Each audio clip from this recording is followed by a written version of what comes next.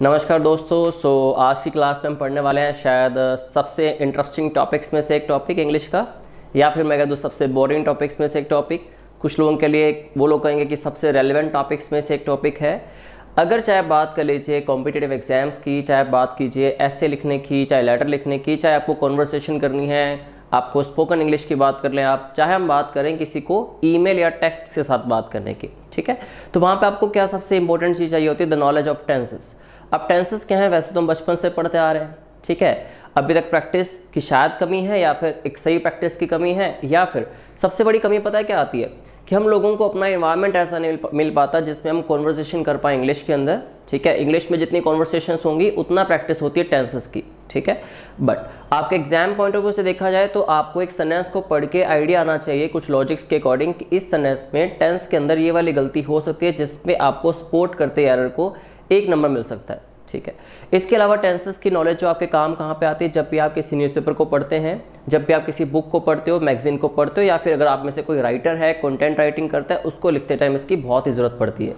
सो जो tenses topic है उसकी डेफिनेशन मैं पहले भी एक क्लास में बता चुका हूँ, लेकिन आज आपको पहले मैं सबसे पहले डेफिनेशन से स्टार्ट कराऊंगा। So the topic for today is tenses. अब जब क्वेश्चन आता है आप लोगों से कि टेंसेस क्या होते हैं, कुछ लोग कहेंगे जी ये टाइम है, कुछ लोग कहेंगे ये वर्ब्स हैं, वर्ब की फॉर्म्स हैं, कुछ लोग कहेंगे ये हमें बताता है कि हम किस टाइम पे काम कर रहे हैं। आप लोगों की डेफिनेशंस काफ़ी हद तक मैच करेंगे और काफ़ी ठीक भी हैं। तो इसकी जो एग्जैक्ट या एक्चुअल डेफिनेशन है उसमें हम अगर वर्क करें तो आप लिखिए, tense is a form of verb which indicates the time of an action। तो दोस्तों टेंस क्या है, ये वर्ब की एक फॉर्म है जो इंडिकेट करती है टाइम को, किसके टाइम को, उस एक्शन को, जो एक्शन चाहे मैं कर रहा हूँ, चाहे आप लोग कर रहे हैं, या आपने किया था, या मैंने सुबह किया था। जब भी हम बात करते हैं किसी भी एक्शन की, तो जो एक्शन है उसका टाइम रिप्रेजेंट करना है, ठीक है। उसकी टाइम की स्टेट भी बताने, तो किसकी हेल्प से आप बता सकते हो, टेंस की हेल्प से। So tense is a form of verb which indicates the time of an action. या मैंने पर्टिकुलरली लिखा अ फॉर्म ऑफ वर्ब। देखिए टेंस चेंज होने से वर्ब चेंज नहीं होती, टेंस चेंज होने से वर्ब की फॉर्म चेंज होती है। तो आपको ये ध्यान देना है। तो इसलिए ये फॉर्म ऑफ वर्ब है जो इंडिकेट करती है आपको। इसको अगर मैं एग्जाम्पल के जरिए आपको समझाऊं तो देखिए ज़रा, देखिए अगर मैं बात करता हूँ प्रेजेंट की तो मैं कहता हूँ आई एम टीचिंग। अगर वही मैं इसमें ऐसा लिख दूँ आई वॉज टीचिंग, तो अगर बात पढ़ाने की ही है, क्या टीचिंग वर्ब चेंज हुई? टीचिंग चेंज नहीं हुई, मतलब वर्ब कभी चेंज नहीं होती। चेंज हुआ तो क्या हुआ, एम से हो गया वॉज, मतलब वर्ब की टू बी फॉर्म के अंदर चेंजेस आए, वो एम से या इज से या आर से वॉज या वर हो जाता है। मीन्स हम प्रेजेंट से चले गए पास्ट के अंदर। तो कहाँ से आपको आइडिया आता है ये हमारा टेंस चेंज हो रहा है, या हम प्रेजेंट में काम कर रहे हैं, पास्ट में या फ्यूचर में। अगर मान लो इसको मैं फ्यूचर में ले जाऊँ तो मैं क्या कहूँगा, I will be teaching. Teaching फिर से चेंज नहीं हुआ। सो होता क्या है कि जब भी हम टेंस की बात करते हैं, टेंस को चेंज करने की, वहाँ पे हमारी वर्ब की जो फॉर्म होती है वो चेंज हो जाती है। हमारा काम चेंज नहीं होगा, हमारे काम का जो टाइम है, हमारे काम को रिप्रेजेंट करने के लिए जो वर्ब्स हम लगाते हैं उसकी 5 फॉर्म्स होती है जो हम डिस्कस कर चुके हैं पहले भी। उन फॉर्म्स के अंदर चेंजेस आते हैं जिससे हमें पता लगता है कि ये पर्सन प्रेजेंट में काम कर रहा है, पास्ट में कर रहा था या फ्यूचर में कर रहा होगा। प्रेजेंट में करता है, पास्ट में करता था या फ्यूचर में करेगा। क्लियर? तो ये वाली फॉर्म्स चेंज होने से हमारे टेंस के अंदर चेंजेस आते हैं। अगर मैं एक और एग्जाम्पल लूँ, I go for a walk daily, इसे मैं कह दूं अगर I went for a walk, या फिर I will go for a walk. तो यहाँ पे आप प्लीज देखिए, ध्यान दीजिए, स्टार्टिंग में यूज किया हमने आई गो, ठीक है। तो ये किसको रिप्रेजेंट कर रहा है, प्रेजेंट टाइम को। यहाँ से गो से हमें आइडिया हो जाता है। जैसे ही गो का वेंट किया गया, रिप्रेजेंट होने लगा पास्ट टाइम। जैसे ही विल गो कर दिया तो यहाँ पे रिप्रेजेंट होने लगा फ्यूचर टाइम। क्या वर्ब के अंदर चेंजेस आए, क्या गो के अंदर चेंज आया? गो की सिर्फ फॉर्म चेंज हो रही है, मतलब तो उसका जाना ही है ना, ठीक है। तो मैं यही बात कर रहा हूँ आपसे कि जब जब वर्ब की फॉर्म को हम चेंज करते हैं वो इंडिकेट करती है कि आपका जो एक्शन करने का टाइम है वो प्रेजेंट है, पास्ट है, फ्यूचर है। चलिए आगे बढ़ते हैं। अब क्या होता है जब टेंसेस की टाइप्स की हम बात करते हैं तो अगर 3 कैटेगरीज में इसको डिवाइड किया जाए, जैसा आपको पता है कि टाइम 3 तरह का होता है हमारे पास, एक प्रेजेंट होता है, दूसरा पास्ट है, तीसरा क्या है, फ्यूचर। तो इन तीनों के अंडर ना 4-4 कैटेगरीज आती हैं। आपको ये भी आइडिया होगा कि 4-4 कैटेगरीज आती है, टोटल 12 कैटेगरीज बन जाती हैं, जिसमें अगर पहली कैटेगरी को नाम दिया जाए दैट इज इंडेफिनिट, दूसरी है कॉन्टिन्यूअस, तीसरी है परफेक्ट और उसके बाद आती है परफेक्ट कॉन्टिन्यूअस। तो प्रेजेंट की 4 कैटेगरीज हैं, सेम पास्ट की 4 कैटेगरीज हैं और सेम फ्यूचर की 4 कैटेगरीज हैं। तो हमने हमारे इस सेशन के अंदर जो टेंसेस का सेशन रहेगा हमारा, ठीक है, तो कुछ 2-3-4 वीडियोस के अंदर हम कंप्लीट करने की ट्राई करेंगे इस टॉपिक को। तो इसमें क्या होगा, हम present indefinite, present indefinite, past indefinite, future indefinite, वैसे तीनों की कॉन्टिन्यूअस, तीनों की परफेक्ट और तीनों की परफेक्ट कॉन्टिन्यूअस कैटेगरीज को कन्वर्ट करेंगे और उनको लर्न करेंगे। क्लियर? और उनमें सारों में हम डिफरेंस देखेंगे और हम ये जानेंगे कि जब जब हमें बात करनी है प्रेजेंट में तो हम क्या यूज़ करें, पास्ट में क्या यूज़ करें और फ्यूचर में क्या यूज़ करें। चलिए दोस्तों स्टार्ट करते हैं topic. Now, the very first category that comes to our mind, which was actually the first one, present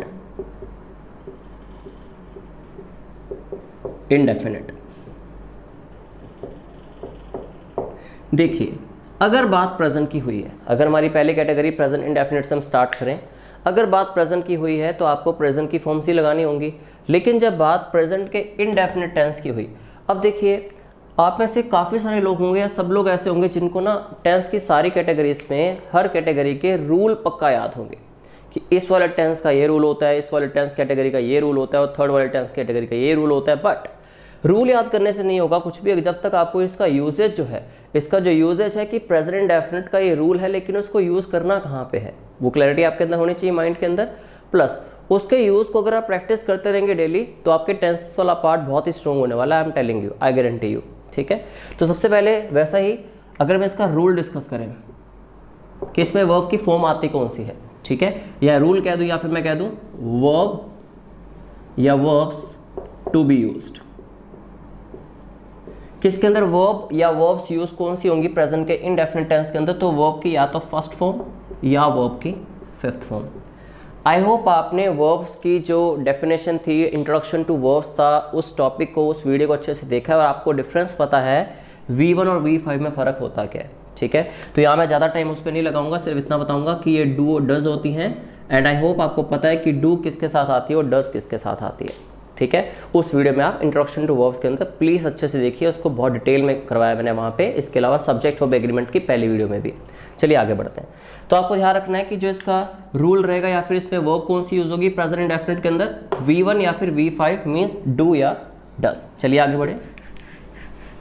अब सारा का सारी मेन बात किस पे डिपेंड करती है, इसके यूजेज पे, कि जो प्रेजेंट इंडेफिनिट टेंस का यूजेज है वो यूजेज है तो है क्या, कि किस किस फॉर्म में किस किस टाइम पे हम प्रेजेंट के इंडेफिनिट टेंस को यूज़ करेंगे, किन एक्शंस को बताने के लिए, किन एक्शंस को रिप्रेजेंट, एक्सप्रेस या एक्सप्लोर करने के लिए, सबके सामने खुल के बताने के लिए या लिखने के लिए, तो हम कौन से टाइम पे कौन से टेंस को यूज़ करेंगे, ये सबसे इंपॉर्टेंट चीज़ होती है। तो सबसे पहले प्रेजेंट के इंडेफिनिट से स्टार्ट करते हैं। अगर इसका पहला यूजेज, तो 3 चीज़ें हैं, मैं एक ही लाइन में कवर कर रहा हूँ, सारे एग्जाम्पल सेम रहेंगी। प्रेजेंट हैबिट्स, हॉबीज और रूटीन। जब जब आप अपनी प्रेजेंट की, मान लो आपसे पूछता है कोई कि आपकी क्या हैबिट्स बनी या फिर आप क्या करते हो हर रोज़, आप हर हफ्ते के लास्ट में क्या करते हो, आप हर शाम को क्या करते हो, आप हर रोज़ सुबह कितने बजे उठते हो, आपकी हैबिट्स बनी हुई हैं। आप फ्री टाइम में क्या करते हैं, आपकी हॉबी है, क्या करते हैं आप, क्या खाना पसंद करते हैं, क्या पसंद करते हैं, कहाँ जाना पसंद करते हैं, फ्री टाइम कैसे स्पेंड करते हैं आप, ये आपका रूटीन कि सुबह उठना, उसके बाद आप सारा दिन क्या क्या करते हैं। ठीक है, तो जो जो काम हम रूटीन में करते हैं अपनी हैबिट्स को बताते हैं, ठीक है, कि मैं ये पसंद करता हूँ और ये पसंद नहीं करता, मैं इतने बजे उठता हूँ, ये खाता हूँ और मैं ये नहीं खाता, ये मुझे पसंद है या फिर मुझे पसंद नहीं है, तो वहाँ पर हम यूज़ करते हैं प्रेजेंट के इंडेफिनिट टेंस को। तो जब आपकी हैबिट्स, हॉबीज या रूटीन की बात आएगी तो वहाँ आप यूज़ करेंगे प्रेजेंट के इनडेफिनिट टेंस को, जिसमें वर्ब की या तो फर्स्ट फॉर्म या वर्ब की fifth form, and that depends upon the usage of your subject. If the subject is singular, you have to use V5. I'm repeating it, although we have covered it in the other video. If the subject is singular, you have to use V5. If the subject is plural, you have to use V1 at that moment. Okay, so let us start with some examples. For example, मुझे कहना है कि मैं सुबह जल्दी उठता हूँ. So I wake up early in the morning. सच नहीं है, ठीक है. So I wake up early in the morning. तो वेक यहाँ पे क्या है, वर्ब की फर्स्ट फॉर्म है. What I am telling is, I am telling about my habit of waking up, that I wake up early in the morning. So I wake verb की first form. Second example की अगर बात करें,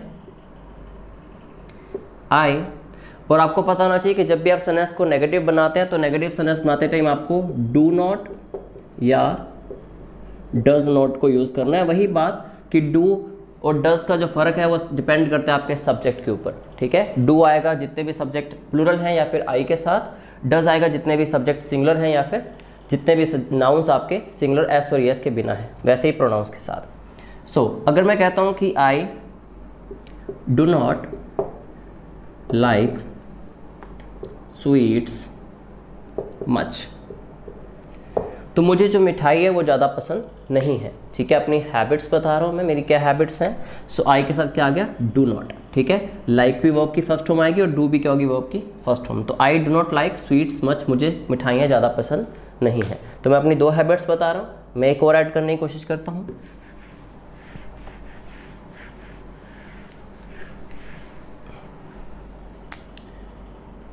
I usually go to bed late at night. So I usually go to bed late at night. तो usually का मतलब क्या होता है, अक्सर ही. ठीक है, अब usually की जगह और भी काफ़ी सारे वर्ड्स हैं. आप डेली वर्ड यूज़ कर सकते हो, अगर आप हर रोज़ करते हो तो एवरीडे यूज़ कर सकते हो, जनरली कह सकते हो, ऑफन कह सकते हो. कुछ वर्ड्स आपको मैं नोट करवा दूंगा यहाँ पे. तो डिपेंड करता है आप किसी भी काम को कितनी दफ़ा करते हैं, कितना उसको करते हैं हर रोज़, तो उस अकॉर्डिंग आप इन वर्ड्स को यूज़ करते हैं. इनको हम एडवर्ब्स कहते हैं. ठीक है, एडवर्ब्स ऑफ फ्रीक्वेंसी आप नोट करना चाहे कर सकते हैं. इसको हम नाम देते हैं एडवर्ब ऑफ फ्रीक्वेंसी. तो अब देखिए, आई यूजली गो फिर से क्या है, वर्ब की फर्स्ट फॉर्म है. तो I usually go to bed. Go to bed का मतलब क्या होता है, आई यूजली स्लीप. ठीक है, तो आप कभी भी ये मत कहिए आई गो टू स्लीप, आपको कहना है आई गो टू बेड या फिर आई स्लीप. दोनों का एक ही मतलब होता है, आई यूजली स्लीप लेट या I usually go to bed late. तो आपको ये वाली एग्जांपल भी समझ आई. हम अभी तक अपनी हैबिट्स या हॉबीज या रूटीन की बात कर रहे हैं. ठीक है, तीनों का आप मिक्सचर कह सकते हो इसको. अब जैसे मैं कहता हूँ कि सुबह अपने ऑफिस के लिए मैं 8:30 बजे निकलता हूँ. So I leave for my office at 8:30 o'clock in the morning. तो यहाँ पे अगेन मैं क्या कह रहा हूँ, मैं निकलता हूँ ऑफिस के लिए, मेरा अगेन एक हैबिट या मेरे रूटीन का पार्ट है. तो आई लीव वर्ब की फर्स्ट फॉर्म. अभी तक हमने फर्स्ट फॉर्म्स को यूज़ क्यों किया, क्योंकि हमने सब्जेक्ट आई को यूज़ किया. ठीक है, अगर आपका सब्जेक्ट चेंज हो जाए, for example my mother,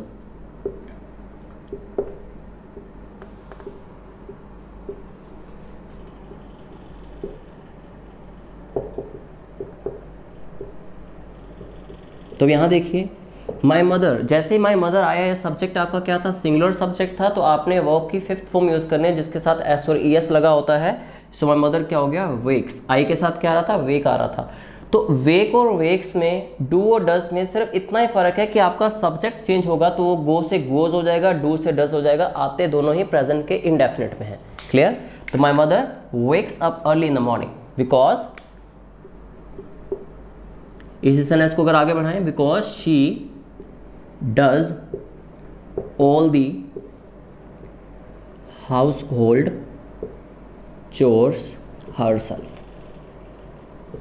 so my mother wakes up early in the morning, सुबह जल्दी उठती हैं, बिकॉज क्योंकि she does all the house hold chores, घर का सारा काम काज वो खुद ही करती हैं. तो शी के साथ हमने क्या यूज़ किया, डज. अब वही आई होता तो आई के साथ क्या आता, फिर डू आ जाता. तो ये फ़र्क है डू और डस में, वेक या वेक्स के अंदर. तो जब जब आपकी प्रेजेंट की हैबिट्स की, आपकी हॉबीज़ की या रूटीन की बात आएगी तो वहाँ पे दोस्तों कौन सा टेंस यूज़ करना है आपको, प्रेजेंट का इंडेफिनिट. वर्ब की फर्स्ट फॉर्म लगाइए सब्जेक्ट के साथ, या वर्ब की फिफ्थ फॉर्म.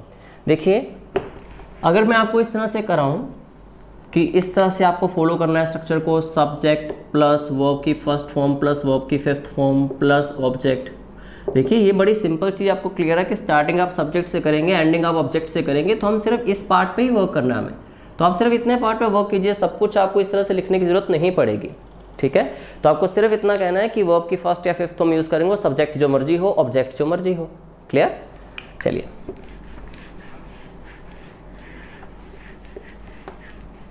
अब देखो, जैसे मैं अभी और अपने फ्रेंड की बात करता हूँ अगर इस एग्जाम्पल में, तो मैं कहता हूँ whenever I meet my friend he offers me coffee. तो देखिए मैंने यहाँ पे दोनों सब्जेक्ट्स को यूज़ किया ताकि आपको क्लैरिटी ज़्यादा आ जाए। सो व्हेन एवर मतलब का मतलब क्या होता है, जब ऐसा होता है, जब मैं वहाँ जाता हूँ, जब मैं ये खाता हूँ, जब मैं उस रेस्टोरेंट में जाता हूँ, तो व्हेन एवर होता है जब। आई मीट माई फ्रेंड, आई के साथ मीट आया, तो जब मैं अपने दोस्त को मिलता हूँ, ठीक है, मैं अपनी हैबिट की बात कर रहा हूँ, अपने रूटीन की बात कर रहा हूँ, तो एक हैबिट उसकी भी है। ही ऑफर्स मी कॉफ़ी, वो मुझे कॉफ़ी ऑफर करता है, ठीक है। आप लगाना चाहिए तो यहाँ पे वर्ड भी लगा सकते हैं, ही ऑलवेज ऑफर्स मी कॉफ़ी। तो एडवर्ब ऑफ फ्रीक्वेंसी लगाना आपकी मर्जी होती है। अपने सेंटेंस में कहना चाहते हो कि हमेशा मुझे कॉफ़ी ऑफर करते हो, तो आप हमेशा के लिए ऑलवेज लगा दो। आप नहीं कहना चाहते हमेशा, तो आप ना लगाओ। तो ये आपकी मर्जी होती है, आप लगाओ। प्रेजेंट के हैबिट्स को बताने के लिए ऑलवेज, यूजुअली, जनरली वर्ड आप नहीं लगाना चाहते, आप ना लगाओ, ठीक है ना। तो इसमें कोई डाउट नहीं है। नेक्स्ट देखिए, इसी के यूजेज की अगर हम बात करें, जो कि आपको भी पता होगा, जब हम लोग बात करते हैं यूनिवर्सल ट्रुथ की, एक फैक्ट की या एक सेइंग की। देखिए सेइंग क्या होती है, कहावत होती है, जिसको हम प्रवर्ब भी कहते हैं। अगर हम फैक्ट की बात करें, जो साइंटिफिकली प्रूवन फैक्ट्स होते हैं कि ऐसा करोगे तो भैया ऐसा हो जाएगा, ठीक है ना। तो ऐसा कुछ एक्सपेरिमेंट करोगे तो ऐसा हो जाएगा, तो ऐसा करते हो तो ऐसा होता है, तो उसको फैक्ट कहते हैं, जो साइंटिफिकली प्रूवन है। सेइंग क्या है, प्रोवर्ब्स जो पुराने ज़माने से कहावतें चलती आ रही हैं, ठीक है। और ये क्या होता है, universal truth. There are some actions that are meant to be equal in the whole universe, मतलब पूरी दुनिया में कुछ एक्शंस हैं जो होने ही होने, ठीक है। हर रोज़ होते हैं, हर हफ्ते होते हैं, हर महीने होते हैं, सर्दियाँ आती हैं, गर्मियाँ आती हैं, पतझड़ आती है। तो ये क्या होता है, यूनिवर्सल ट्रूथ जो पूरी दुनिया में होता है, ठीक है। जब भी यूनिवर्सल ट्रूथ की आपको बात करनी है, किसी साइंटिफिकली प्रूवन फैक्ट की बात करनी है, या किसी भी सेइंग मतलब प्रोवर्ब मतलब कहावत की बात करनी है, तो आपको कौन सा टेंस यूज़ करना है दोस्तों, प्रेजेंट का इंडेफिनिट, एग्जैक्टली। सो लिखिए for example, hard work pays off. तो सबसे पहले हम एक सेइंग से स्टार्ट कर लेते हैं, कहावत से, कि जो हार्ड वर्क होता है हमेशा आपको उसका रिजल्ट मिलता है, ये हार्ड वर्क पेज ऑफ। देखिए दोस्तों, हार्ड वर्क यहाँ पे क्या है, एक सब्जेक्ट है जो कि सिंगुलर है, तो उसके बाद जो वर्ब आएगी वो आएगी एस वाली, तो हमने पेज लिख दी वर्ब की फिफ्थ फॉर्म, और प्रेजेंट इंडेफिनिट में वर्ब की फिफ्थ फॉर्म तो आती है, ठीक है। अगली एग्जाम्पल है, beauty lies in the eyes of beholder. तो जो सुंदरता है वो देखने वालों की आंखों में होती है, ठीक है। तो ब्यूटी अगेन सिंगुलर सब्जेक्ट है, तो साथ में क्या आया, लाई नहीं आया, क्या आया, लाइज आया वर्ब की फिफ्थ फॉर्म। या आप कह सकते हो ब्यूटी स्किन डीप, या ब्यूटी इज 9 days वंडर। तो जिस तरह की इतनी मर्जी आप कहावतें यूज़ करना चाहें कर सकते हैं। या फिर empty vessels make much noise. तो जो एम्प्टी वेसल्स होते हैं, देखो वेसल्स क्या है, सब्जेक्ट प्लूरल हो गया, ठीक है। तो वर्ब क्या आएगी, प्लूरल, मतलब वर्ब की फर्स्ट फॉर्म, हमने वही लगाई मेक। तो यहाँ पे हम किसकी बात कर रहे हैं, कहावत की, प्रोवर्ब या सेइंग की, कि जो खाली घड़े होते हैं वो ज़्यादा शोर करते हैं, ज़्यादा खड़कते हैं, ठीक है। ऐसा आपको पता भी होगा। तो जब आप बात करते हैं किसी सेइंग की, तो वहाँ हमने तीनों जगह पे कौन सा टेंस यूज़ किया दोस्तों, प्रेजेंट का इंडेफिनिट, या वर्ब की फर्स्ट फॉर्म के साथ, या वर्ब की फिफ्थ फॉर्म के साथ। डिपेंड कर रहा है ये पूरा का पूरा सब्जेक्ट के ऊपर। चलिए आगे देखते हैं। अब जैसे मैंने कहा था कि अगर यूनिवर्सल ट्रूथ की बात की जाए, तो आपको पता है काफ़ी सारे एग्जाम्पल्स हम लेते हैं, जैसे कि the sun rises in the east,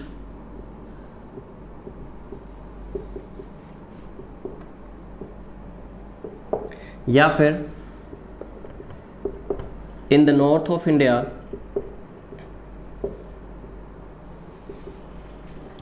there lie the Himalayas, तो देखिए कि इंडिया के नॉर्थ में हिमालयस लाई करते हैं, वो यूनिवर्सल ट्रुथ है। तो हिमालयस क्या है, प्लूरल नाउन होता है, प्लूरल सब्जेक्ट होता है, तो हमने लाई यूज़ करी वर्ब की फर्स्ट फॉर्म। ठीक है, यहाँ देखिए the sun rises in the east, जो सूर्य है वो ईस्ट में उदय होता है, तो यहाँ पे सन क्या है, सिंगुलर है, तो राइजेस क्या आ गया, सिंगुलर आ गया। ठीक है, दोनों क्या यूनिवर्सल ट्रुथ है ना। अभी अगर हम बात कर लें, the earth rotates around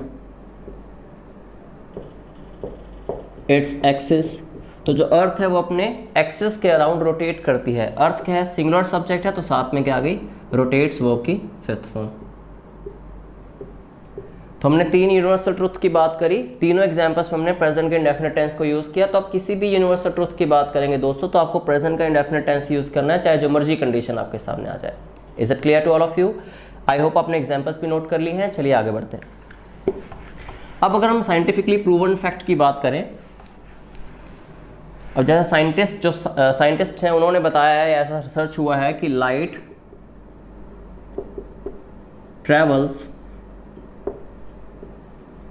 faster than sound, कि ऐसा प्रूव हुआ है कि जो लाइट है वो ट्रैवल करती है साउंड से ज़्यादा गति पे। ठीक है, तो यहाँ पे लाइट क्या होती है, क्या आप रोशनी गिन सकते हैं, अनकाउंटेबल है, और हर अनकाउंटेबल नाउन क्या कंसिडर किया जाता है उसको कि वो सिंगुलर है।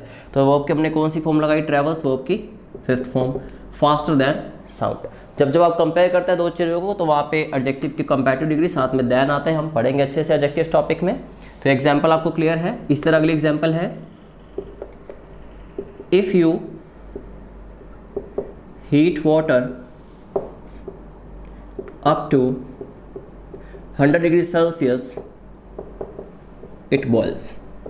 तो अगर तुम हीट करते हो वाटर को 100 डिग्री सेल्सियस पे, तो ऑब्वियस सी बात है उबलता है, तो यू के साथ क्या आया, हीट आया, अगर तुम ऐसा करते हो तो। ठीक है, तो यू के साथ हीट क्या आई, वर्ब की फर्स्ट फॉर्म। वैसे इट वाटर के लिए यूज हुआ, इट के साथ क्या आ गया, बॉयल्स, वर्ब की फिफ्थ फॉर्म। तो दूसरा जो हमारा साइंटिफिकली प्रूवन फैक्ट है उसको हमने किस में लिखा, किस टेंस में, प्रेजेंट के इनडेफिनिट टेंस पे।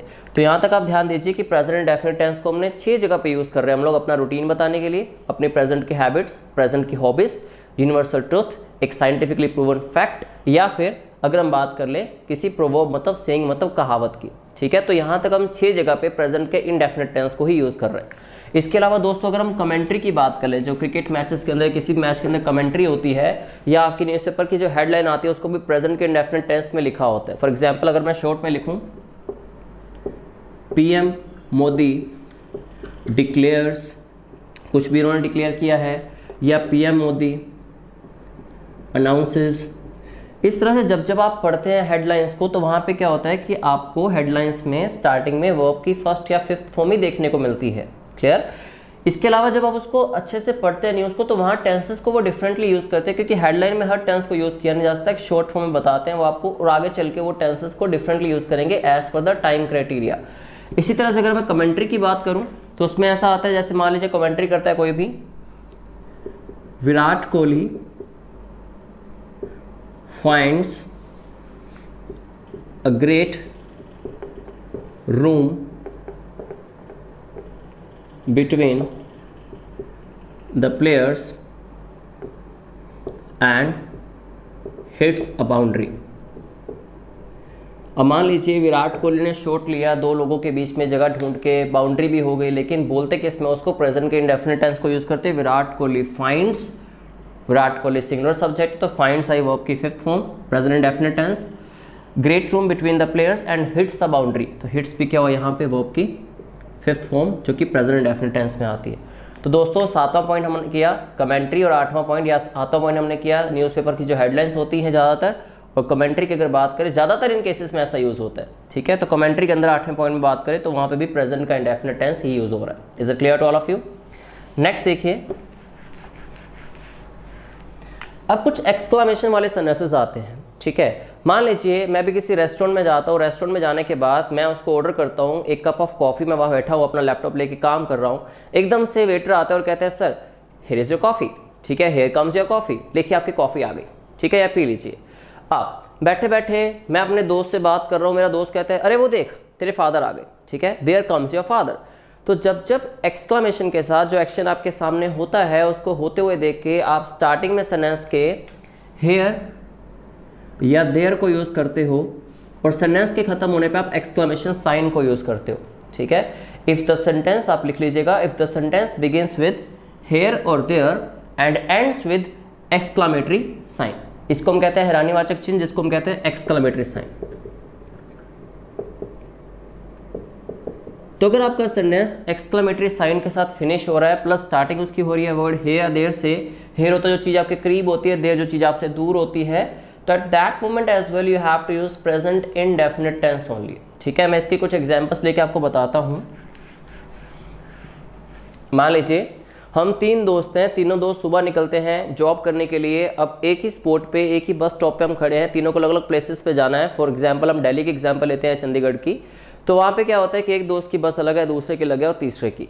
फॉर एग्जांपल मेरा दोस्त अपना फ़ोन यूज़ कर रहा है और उसकी बस पहले आ गई मुझसे, मैं उसको कहता हूँ देख तेरी बस आ गई, ठीक है। तो उसको मैं ऐसा चौकन्ना होकर कहता हूँ एकदम से तेरी बस आ गई है, तो उसको मैं इस तरह से बताऊँगा, हेयर कम्स योर बस। सॉरी, तो अब देखिए बस यहाँ पे क्या थी, सिंगुलर सब्जेक्ट थी, तो मैंने क्या यूज़ किया, कम्स यूज़ किया, ठीक है। अगर मैं कहता हूँ बसेज आ गई, तो here come the buses, buses ज़्यादा होंगी तो वर्ब कम्स से कम हो जाएगी, वो आपको आइडिया होगा। और वैसे मान लीजिए मैं रेस्टोरेंट में बैठा था, वहाँ मुझे कोई बताता है मेरा दोस्त कि तेरा दोस्त, तेरे फादर है, तेरा बॉस आ गया देख, तो मुझे कैसे बताएगा? अगर मान लो हम यहाँ बैठे और दरवाज़ा काफ़ी दूर है, तो वो कहेगा देखो तुम्हारा बॉस आ गया, तो किस तरह बताएगा मुझे, देयर कम्स योर बॉस, ठीक है। या मान लीजिए मेरे बॉस वहाँ पे बैठे हुए थे और वो मैं उनसे बात नहीं कर पा रहा प्रॉपर्ली, क्योंकि मैं हेजिटेट कर रहा हूँ अपने बॉस से, मैं प्रॉपर्ली अपने फ्रेंड से बात नहीं कर पा रहा, तो मुझे कहते हैं यार तेरे बॉस जा रहे हैं, ठीक है। जा रहे हैं मतलब, तो वो कह सकता है देयर गोज योर बॉस, ठीक है। अब मान लीजिए हम खाने के लिए ऑर्डर करते हैं, किसी भी रेस्टोरेंट के अंदर हम खाने के लिए ऑर्डर करते हैं और वेटर हमारे पास ऑर्डर लेके आता है, तो कहता है सर देखिए आपका ऑर्डर आ गया, ठीक है, हेयर कम्स योर ऑर्डर।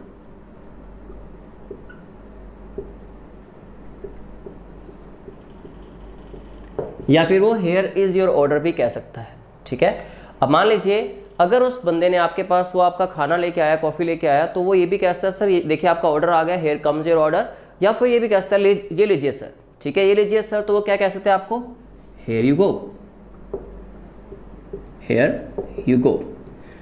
इस सेंटेंस को हम और भी जगह पे काफ़ी यूज़ करते हैं। अगर आप शॉपिंग मॉल्स को विजिट करते हैं, अगर आप किसी भी शॉपिंग मॉल में किसी भी अच्छे आउटलेट में जाते हैं, तो वहाँ पे क्या होता है, मान लीजिए आपने प्रोडक्ट परचेज किया, आप सेल्स पर्सन के पास जाते हैं या काउंटर पे जाते हैं, कैश काउंटर पे, ठीक है, सेल्स पर्सन आपके साथ जा रहा है, तो आप कैश काउंटर पे गए, आपने अपना credit card, debit card swipe किया या आपने कैश पेमेंट की। अब क्या होता है कि वो आपको आपका प्रोडक्ट जो होता है पैक करके हाथ में थमाते हैं, तो कहते हैं सर हेयर यू गो, ठीक है, लीजिए आपका ऑर्डर, हेयर यू गो। तो वहाँ पे हमने सेंटेंस की बिगिनिंग में हेयर यूज़ किया, लास्ट में एक्सक्लेमेशन साइन है, तो यू के साथ क्या आया, गो आया। कम्स ऑर्डर के साथ, बॉस था तो कम्स, अगर बस की बात करिए बॉस की, तो गोस या कम्स ही आया, ठीक है। तो जब हम बात करते हैं सेंटेंस को हेयर या देयर से स्टार्ट करने की और उसको ख़त्म करने की, हम लोग बात करते हैं एक्सक्लेमेटरी साइन के साथ, तो वहाँ पे प्रेजेंट के इनडेफिनिट टेंस को आप हमेशा यूज़ कीजिएगा, ठीक है।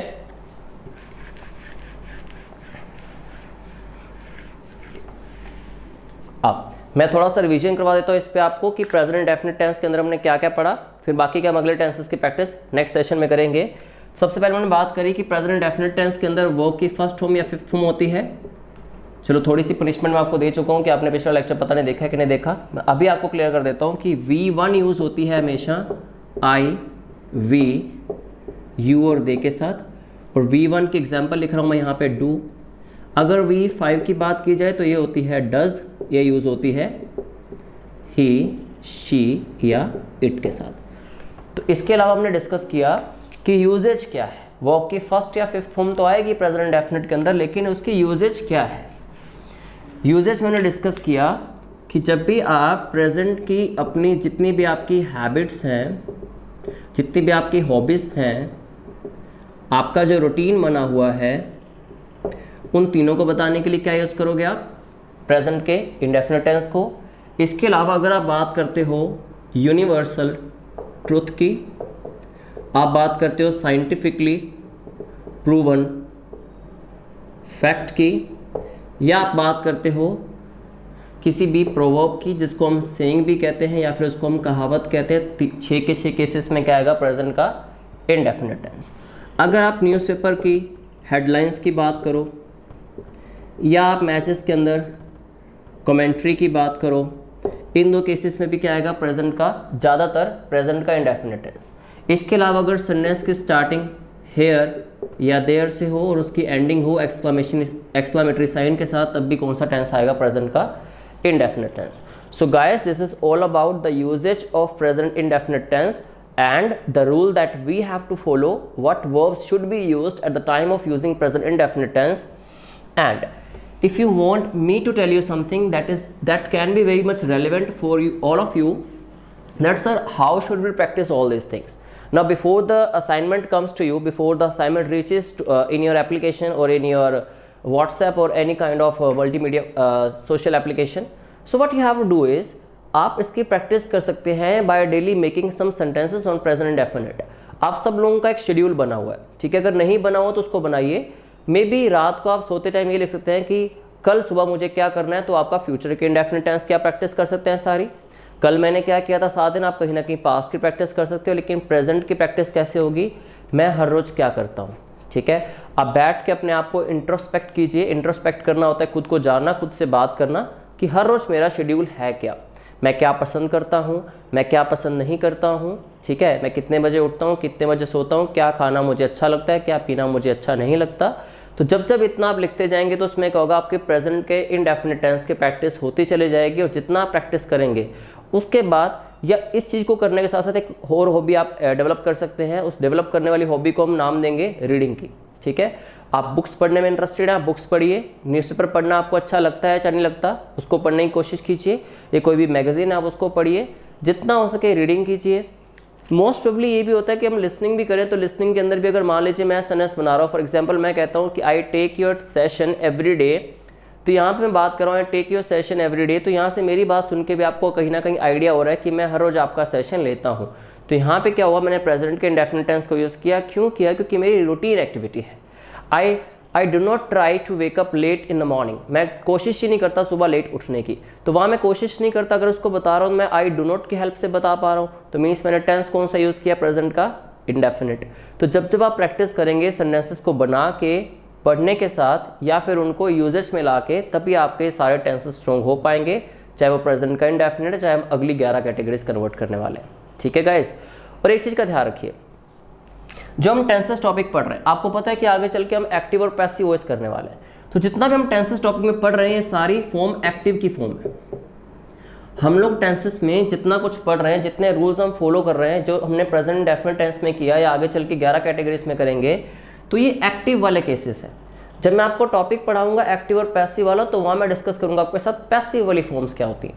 तो आपको ध्यान रखना है, जितने मैं आपको कैटेगरीज बता रहा हूँ टेंसेस की, ये सारी एक्टिव फॉर्म में है, ठीक है? फिर इनको पैसिव फॉर्म में कैसे कन्वर्ट करना है, टेंसेस खत्म होने के बाद पैसिव फॉर्म को पढ़ेंगे। तो ये 2 फॉर्म्स हमें पढ़नी है। अभी हम एक्टिव फॉर्म्स को पढ़ रहे हैं, जब ये टॉपिक हमारा पूरा फिनिश हो जाएगा 12 कैटेगरीज के साथ, फिर हम पैसिव फॉर्म्स को पढ़ना स्टार्ट करेंगे, ठीक है जी? सो आज के सेशन में इतना ही। आई होप आपको प्रेजेंट इंडेफिनिट टेंस का यूजेज अच्छे से समझ आ चुका है और उसको यूज़ करते रहिए। Thank you so much.